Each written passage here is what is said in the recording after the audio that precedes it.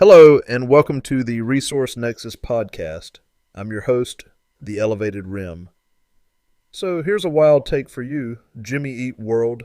Not really my thing overall as a band, but I gotta say, that song 23, straight up masterpiece. I'd go as far as calling it the greatest song ever written. It's one of my all-time favorites. I always say if you too had written it, we'd all be talking about it as the greatest song of all time, but hey, I digress. Today we're talking about that other Jimmy who's eating up the NBA and the radio and podcast world. Is radio even a thing anymore? Who knows? But what I do know is this. Jimmy Butler, dude is still an absolute baller, despite takes I have heard otherwise from people I respect. Let's dive into it. 2 years ago, Jimmy Butler was on fire in the NBA playoffs, showcasing an all-time great level of play at 33 years old. The Miami Heat, an 8th seed underdog, took a commanding 2-0 lead over the Boston Celtics, and all eyes were on Butler. He single-handedly carried his team to the brink of an Eastern Conference Finals berth before an injury slowed him down. Fast forward to today, and while some may claim his best days are behind him, the numbers say otherwise. The narrative that Butler's decline has already happened, yeah, that's overblown. In fact, even the playoff Jimmy phenomenon isn't dead yet. His game still has plenty of juice left, even if it's operating at 85 or 90% of the dominance we saw 2 years ago. So let's dive into why the guy is still a force to be reckoned with. Playoff Jimmy. One of the most remarkable aspects of Jimmy Butler's career is his ability to elevate his game when the stakes are at their highest. While most players see their production dip in the playoffs, Butler rises. Case in point, in 2022, he averaged 29 points per game in the postseason, up from 22 in the regular season. But the numbers don't stop there. Jimmy had 6 40-point games across the 2022 and 2023 postseasons, something he hadn't done since 2017. That kind of leap in scoring at his age, it's pretty rare. And here's the kicker. His three-point shooting in 2022 became a storyline all on its own. Historically a 32% shooter from beyond the arc, he shot 35% in the playoffs. You could see the confidence was there, and it's clear he's added that extra layer to his game. A smarter Jimmy Butler's evolution has been nothing short of spectacular. Drafted 30th overall, he entered the league as a defensive specialist with modest offensive numbers. Fast forward to now, and his basketball IQ is off the charts. Seriously, this guy went from a 13 PER to a 22 PER between ages 24 and 25. That's unheard of, especially for someone who wasn't an immediate star.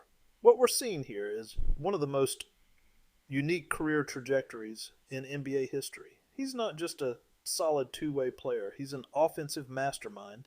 His pump fake and footwork, among the best in the league, allowing him to create space and get high percentage shots. Especially in crunch time, even more impressive, Butler had the highest PER of his career at 33 years old. For a wing player, that's practically a unicorn. And it wasn't some fluke spike in three-point shooting or assists.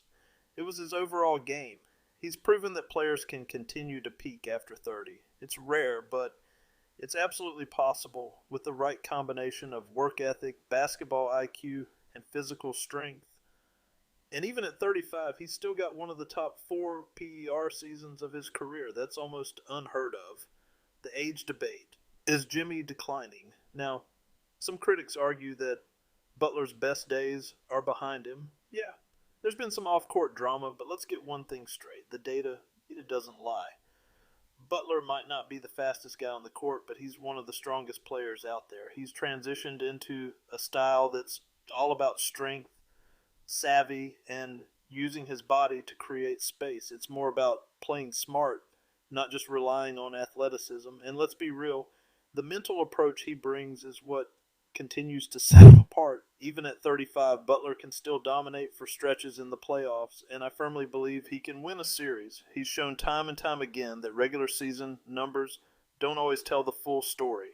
He's one of the few players who can flip the switch when it matters most. His mental toughness is off the charts. So until I see otherwise, I'll keep betting on him. Oh, and by the way, he's currently 10th in the NBA in PER. That's not just solid, that's impressive, especially considering he's been dealing with trade rumors. Now, for context, some of the names ahead of him: Nikola Jokic, Giannis, Luka Doncic. Yeah, those guys are really good. But Butler's right there, still holding his own in the conversation. The playoff Jimmy narrative, not over yet. Listen, the playoff Jimmy narrative might have seemed like a distant memory for some, but the truth is, his game is still here. The decline narrative, it's way overblown. Even if he's not the same guy he was 2 years ago, he's still a top-tier player. And that ability to elevate his game when the pressure's on, that's the kind of stuff that's hard to find. Will there be some decline over the years? Sure, but don't count this guy out. As long as he stays healthy, there's every reason to believe that playoff Jimmy will continue to rise when it matters most. Trade ideas. Let's get Jimmy. Here's the fun part. What if you could snag Jimmy Butler at the trade deadline, potentially at a discounted price?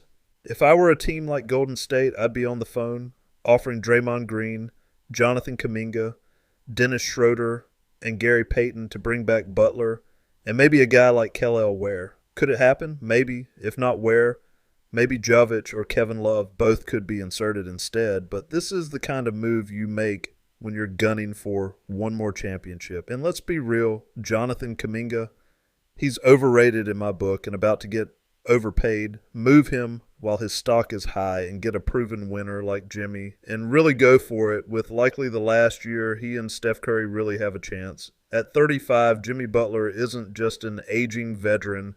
He's an all-time great who can still play at an elite level. Sure, he might not be the player he was 2 years ago, but even at 90% of that version, he's still a top-tier talent in today's NBA. As long as he stays healthy, there's no reason to believe we won't see more of playoff Jimmy in the coming years.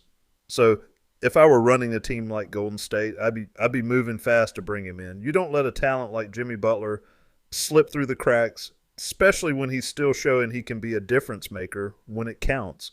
Before we leave, let's talk about another aging star keeping father time at bay. The NBA has never seen a player perform at the level LeBron James has achieved in his late 30s. Historically, players who continue competing at this age, especially those with star-caliber careers, struggle to maintain consistent high-performance stats. This is mostly limited to the true legends of the game who can still contribute meaningfully. To establish a benchmark, we've used game score as a measure of efficiency and performance, providing a snapshot of each game's impact. Most players who performed well beyond 38, like Dirk Nowitzki, Vince Carter, Jason Kidd, Grant Hill, and Manu Ginobili, rarely exceeded a game score of 25. Typically, only Hall of Fame level players sustain relevance this late in their careers, and even for them, it's often challenging to perform at a consistent starting level. But LeBron's achievements, they've put him in a completely unique category. He has already long surpassed Michael Jordan in the number of games with a game score over 30 from his second comeback, a performance historically considered one of the best later years performances in NBA history. The following list includes all 30-plus game score performances by NBA players aged 38 and older, highlighting the best single-game performances ever delivered by middle-aged players. Normally, you'd wonder if LeBron had any noticeable regression over the summer, but the Olympics seemed to put that to bed. So far this season, in 8 games, LeBron has failed to cross the threshold of a 30-plus game score, but he's been close in 3 of those games, scoring 39 points in one with a 29.3 game score. It's only a matter of time, it seems. LeBron, age 39 and 319 days, had a game score of 31.6 with a full line along with multiple close calls. 3 days after turning 40, he had a 28.3 game score on a 38.8 assist game. LeBron's extraordinary consistency, highlighted by multiple high game score performances, emphasizes just how rare his output is among peers who played at a similar age. Since LeBron turned 30, he's accumulated 20 games with a 30-plus game score, exceeding Jordan's count of 8, with Karl Malone close behind at 5 and Kareem Abdul-Jabbar at 4 after 38 years old. These players were great, no doubt, but it's clear LeBron is playing at a level that's completely unparalleled for a player his age and consistency. LeBron's rarefied air continued into the playoffs as well, where he has three 30-plus game score games, the only playoff performances of this caliber by any player 38 or older. With LeBron recently passing his 40th birthday, he's poised to add to this record-setting pace. Given his current form, we might anticipate him achieving another 5 plus 30 game score games in the coming season. By the end of this season, LeBron should hold more 30-plus game score games after age 38 than all other players in NBA history combined. That would be my prediction. And it already stands at 19 for LeBron versus 21 for the field. If you include the 3 playoff games, which are even more impressive, LeBron already has more. There have only been 2 game scores over 30 after the age of 40, one by Michael Jordan and one by John Stockton. At this rate, LeBron will easily blow by that number. LeBron's player efficiency rating is another impressive stat. Keep in mind, PER is adjusted to league average, and the league is much more efficient than it was when these other players played late into their careers. It's amazing the amount of shot making LeBron is producing at this age. LeBron, age 38 season, 23.9 PER. LeBron, age 39, 23.7 PER. LeBron, age 40, 22.5 PER. Michael Jordan, age 38 season, 20.7 PER. Michael Jordan, age 39, 19.3. So with LeBron continuing to defy father time, we're witnessing history in the making. The GOAT conversation, it's not slowing down anytime soon, but I do believe in count this last chapter as part of it. It's truly impressive. LeBron even said he could play another 5 to 7 years at a high level. I'm not sure I would go that far, but 3 is certainly in play. All right, let's talk about some of the other aging stars around the NBA and just the state of where the NBA is. That's been on my mind lately with LeBron hitting that 40 milestone. You know, nearly 2 seasons ago, we took a deep dive into the NBA and its aging stars.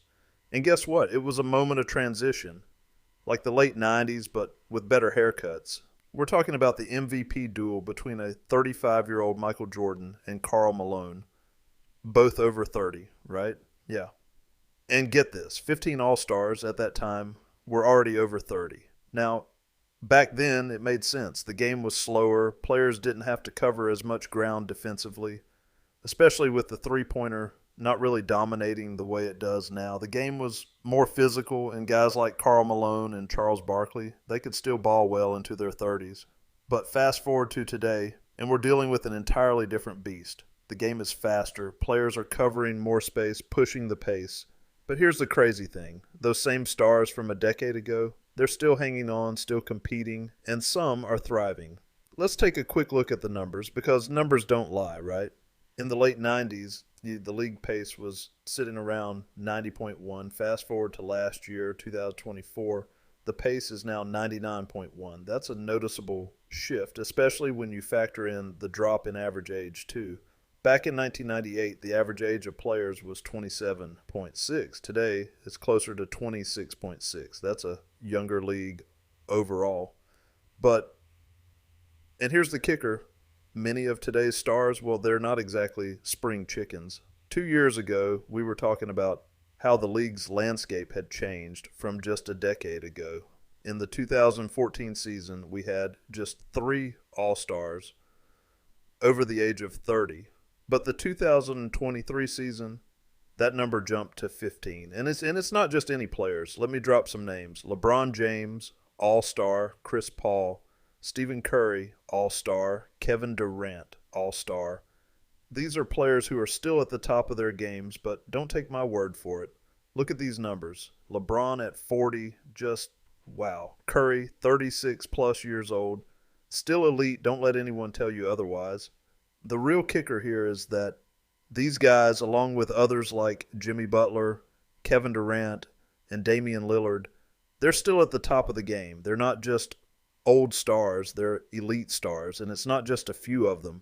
Out of the top 25 players in the NBA, a staggering 11 are in their 30s. And when you consider the broader top 100 players, about 25% of them are in their 30s. That's impressive, right? These aren't just players hanging on, they're dominating. Let's break down some more key names. Fred VanVleet, Brook Lopez, DeMar DeRozan, Rudy Gobert. These guys, they're not just here for nostalgia. They're contributing at a high level. Now, if you take a step back and compare this to a decade ago, 2014 season, you had the likes of Dirk Nowitzki at 35, Dwayne Wade at 31, and Tony Parker at 31. That was the norm. But back then, the idea of having multiple 30-somethings in the top tier of the league, that was rare. Fast forward to today, and the league has changed. LeBron and Curry are still dominating. Yes, even at 36 and 39, it's a testament to not only their physicality, but their sheer willpower and skill. And with players like Kawhi Leonard, Kevin Durant, and Jimmy Butler all still performing at elite levels, it's safe to say that age ain't nothing but a number, especially when you're talking about this caliber of talent. So, where does that leave us? The NBA is at a historic high in terms of star power. There's a reason why these aging superstars are still a dominant force. The days of counting out older players are gone. We're now seeing that some of the best in the league, like LeBron and Curry, might just be around for a while longer. And hey, who's to say? Maybe this is the new normal, where players in their 30s can continue to thrive at the top of their game. The NBA has always been about evolution, but one thing's for sure, the league has never been more exciting. So buckle up, folks. The NBA is still in good hands, even if those hands are a little more wrinkled than they used to be. So how does that compare to other sports? Well, Novak Djokovic is still one of the top 3 players in tennis, coming off winning the gold medal last year at the age of 37. Tom Brady, of course, we know him. Baseball has seen players play well into their 50s. Mike Tyson fought at 58 a few months ago. Phil Mickelson won a major over 50, and so on and so forth. This is just where we are, it seems, as players take better care of themselves and likely have access to better supplements and training methods. Now, the most important aspect of a general manager is probably knowing when to move on, when a player is done or likely to be done shortly. As far as LeBron and some of these current elder statesmen of the NBA go, I wouldn't worry too much about where they're at and tracking. I think they're unlikely to fall off a cliff within the next 2 seasons. Certainly it will happen at some point, but it's usually not that drastic when the fundamentals are as solid as these guys have, and barring injury. That's always lurking for older players, though, and needs to be factored in. I think we've covered enough for today. Cool. Guess we'll see you around. All right, check you later. Bye. Wait, man, why are you always such a dork, man? What are you talking about? Check you later. Check you later.